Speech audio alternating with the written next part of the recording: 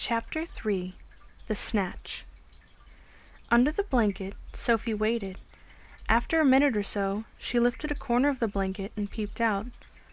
For the second time that night, her blood froze to ice, and she wanted to scream, but no sound came out. There at the window, with the curtains pushed aside, was the enormous, long, pale, wrinkly face of the giant person staring in. The flashing black eyes were fixed on Sophie's bed. The next moment, a huge hand with pale fingers came snaking in through the window. This was followed by an arm as thick as a tree trunk, and the arm, the hand, the fingers were reaching out across the room towards Sophie's bed. This time Sophie really did scream, but only for a second, because very quickly the huge hand clamped down over her blanket, and the scream was smothered by the bedclothes.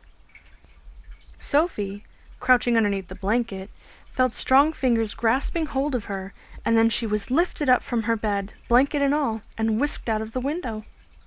If you can think of anything more terrifying than that happening to you in the middle of the night, then let's hear about it. The awful thing was that Sophie knew exactly what was going on, although she couldn't see it happening. She knew that a monster, or giant, with an enormous, long, pale, wrinkly face and dangerous eyes, had plucked her from her bed in the middle of the witching hour, and was now carrying her out through the window smothered in a blanket. What actually happened next was this. When the giant had got Sophie outside, he arranged the blanket so that he could grasp all the four corners of it at once in one of his huge hands, with Sophie imprisoned inside. In the other hand, he seized the suitcase and the long trumpet thing, and off he ran. Sophie, by squirming around inside the blanket, managed to push the top of her head out through a little gap just below the giant's hand. She stared around her. She saw the village houses rushing by on both sides. The giant was sprinting down the high street. He was running so fast his black cloak was streaming out behind him like the wings of a bird. Each stride he took was as long as a tennis court. Out of the village he ran, and soon they were racing across the moonlit fields. The hedges dividing the fields were no problem to the giant. He simply strode over them. A wide river appeared in his path. He crossed it in one flying stride. Sophie crouched in the blanket peering out. She was being bumped against the giant's leg, like a sack of potatoes. Over the fields and hedges and rivers they went, and after a while a frightening thought came into Sophie's head. The giant is running fast, she told herself, because he is hungry, and he wants to get home as quickly as possible, and then he'll have me for breakfast. Chapter 4 The Cave. The giant ran on and on, but now a curious change took place in his way of running. He seemed suddenly to go into a higher gear. Faster and faster he went, and soon he was traveling at such speed that the landscape became blurred. The wind stung Sophie's cheeks. It made her eyes water. It whipped her head back and whistled in her ears. She could no longer feel the giant's feet touching the ground. She had a weird sensation they were flying.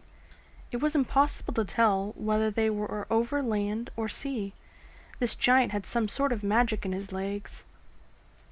The wind rushing against Sophie's face became so strong that she had to duck down again into the blanket to prevent her head from being blown away. Was it really possible that they were crossing oceans? It certainly felt that way to Sophie. She crouched in the blanket and listened to the howling of the wind. It went on for what seemed like hours. Then all at once the wind stopped its howling. The pace began to slow down. Sophie could feel the giant's feet pounding once again over the earth. She poked her head up out of the blanket to have a look. They were in a country of thick forests and rushing rivers. The giant had definitely slowed down, and was now running more normally, although normal was a silly word to use to describe a galloping giant. He leaped over a dozen rivers. He went rattling through a great forest, then down into a valley, and up over a range of hills as bare as concrete, and soon he was galloping over a desolate wasteland that was not quite of this earth. The ground was flat and pale yellow. Great lumps of blue rock were scattered around, and dead trees stood everywhere like skeletons. The moon had long since disappeared, and now the dawn was breaking. Sophie, still peering out from the blanket, saw suddenly ahead of her a great craggy mountain. The mountain was dark blue, and all around it the sky was gushing and glistening with light. Bits of pale gold were flying among delicate frosty white flakes of cloud, and over to one side the rim of the morning sun was coming up red as blood. Right beneath the mountain the giant stopped. He was puffing mightily. His great chest was heaving in and out. He paused to catch his breath. Directly in front of them, lying against the side of the mountain, Sophie could see a massive round stone. It was as big as a house. The giant reached out and rolled the stone to one side as easily as if it had been a football, and now, where the stone had been, there appeared a vast black hole. The hole was so large the giant didn't even have to duck his head as he went in. He strode into the black hole, still carrying Sophie in one hand, the trumpet and the suitcase in the other. As soon as he was inside, he stopped and turned and rolled the great stone back into place so that the entrance to his secret cave was completely hidden from outside. Now that the entrance had been sealed up, there was not a glint of light inside the cave. All was black. Sophie felt herself being lowered to the ground.